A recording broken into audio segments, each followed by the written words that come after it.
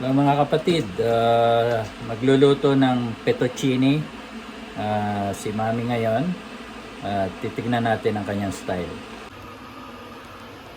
So yung pasta, pinapakuluan Pag kumulo, tsaka ilagay.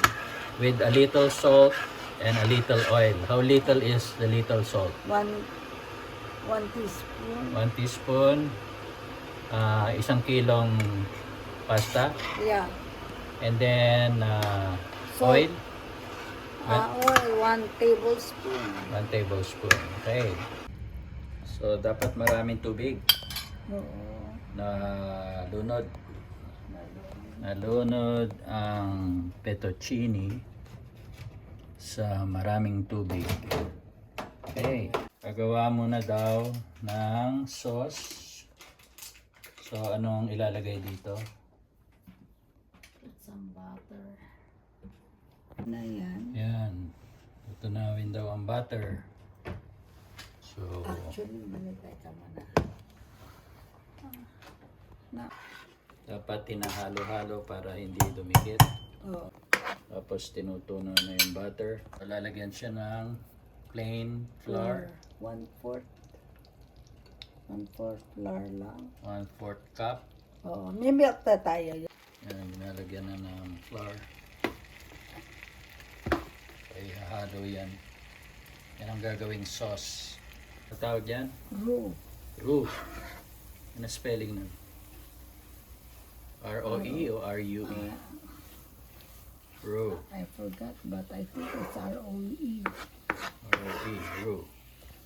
Dapat daw nauna yung flour Sasangag-sangag. Bago flour. So, Ay, butter. isasangag-sangag Para mag-brown. para mag-brown. Ay, nauna kasi yung ano. Kanina, 1/4 cup ang linagay. Dapat daw 1 cup. Pababrown. Dapat daw isasangag para maging brown. Oo. Tapos, So, check lang yung pasta. Kung luto na. hindi pa Saka na. i-mix lang para hindi dumikit sa bottom. Tsaka whatever. Okay naman. Humabol naman. Nag-dry siya eh. Okay naman daw na Nag-dry naman siya. mauna yung butter.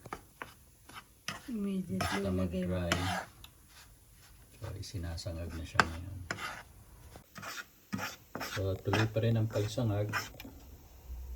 Sangag-sangag lang hanggang masangag. Pag nag-brown na raw, lagyan mo na ng milk. So, isasala na natin to ngayon. Yan, sinasala na siya ngayon. Next, bubuhos natin ng 1 cup na fresh milk. Konti-konti. Andali ha. Ito na. Konti-konti lang. Sige na, boys. Buhos na. Ito mo pa ito. Lahat. 2 cup pala. Okay, 2 cup ng milk. Tapos ginagamitan ng whisker. Paano?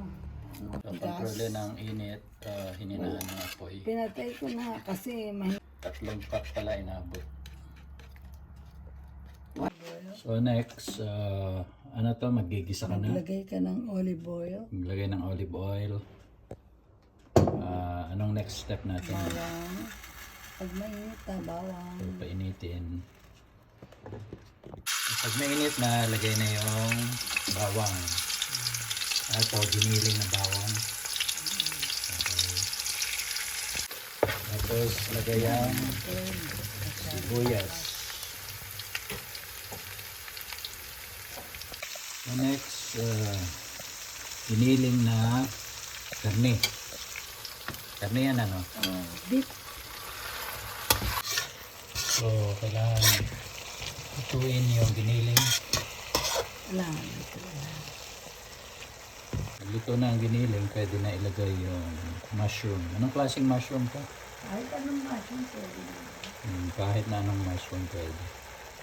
Pag may itim yung mushroom, hindi na kailangan lagyan ng toyo.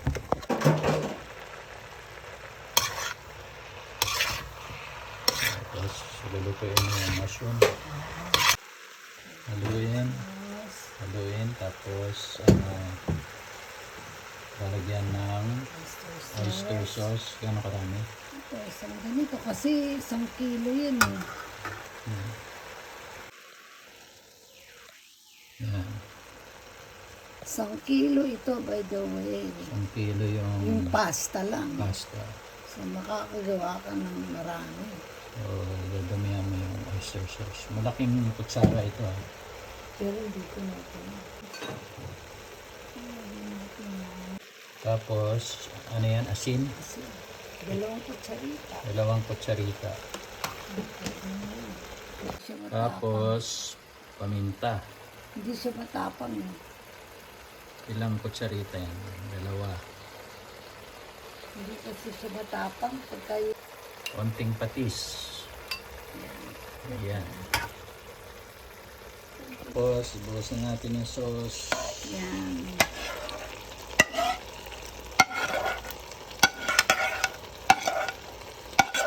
Lagyan mo ng konti. Ay, halo. Yung Halo. sauce. Oo. Tapos lagyan mo yung ano, hinaan natin. Ano po. Lagyan na natin yung sauce. Haluin. Tapos, Lagyan na natin ng cream sauce. lagyan ng sour cream. Sour cream. Ayan. Para talagang masarap. Isang container ng sour cream. Mm. Haluin. Ewan ko lang kung naglagay na ako ng oyster sauce eh, no? Next, ihahalo natin ang pasta. Yep. Tapos haluin ang pasta sa sauce. So, nalagyan na siya ng sweet sauce. anong tutong green na to? Coriander? Ah, Coriander or pwedeng spring onion. oo. Okay, but before this, may linagay kang 1 tablespoon na sweet soy sauce. 1 tablespoon ng sweet soy sauce. So ngayon, hinahalo na. Tapos, may linalagay pang Okay. Knorr cube. Oo, 2. 2 Kasi- Knorr cube.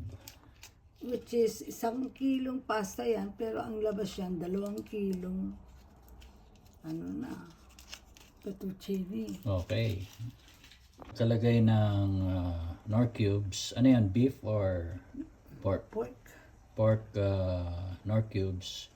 Dinurog ko lang para madaling ihalo. Mushroom. So, yung diskarte ni Mami, hindi yan yung mga standard na process ng mga ibang kusinero. So, Kasi marami dahil nga, sa years of niluluto nila. experience niya, nag-a-adlib siya. Kasi marami nga yung niluluto ko. Okay. Bukas. Steady. So, ito yung diskarte ni Mami. Lagyan niya ng Kasi Mushroom- kulang ng sauce. Lagyan mo ng mushroom tubig soup. yan. Lagyan mo yan. kanawan. Tapos, ihalo. So, tatansyahin mo rin kung kulang ng sauce. So, dinagdagan ni Mami ng tubig para mas madaling ihalo. Salad. Ulitin mo sinabi mo. Ilalim. Yan. Uy, Tapos, halo lang. Para mahalo. Maikalat yung lahat ng sahog. Para evenly ma-distribute ang lahat. Ayan. Okay na. So, tikman mo na para kung may kailangang adjustment, okay na. pwede na siya. Mm. Okay. Titikman na ng kitchen hand ang luto ng chef.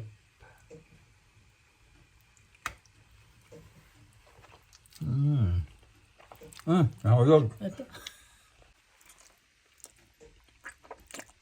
Patabang.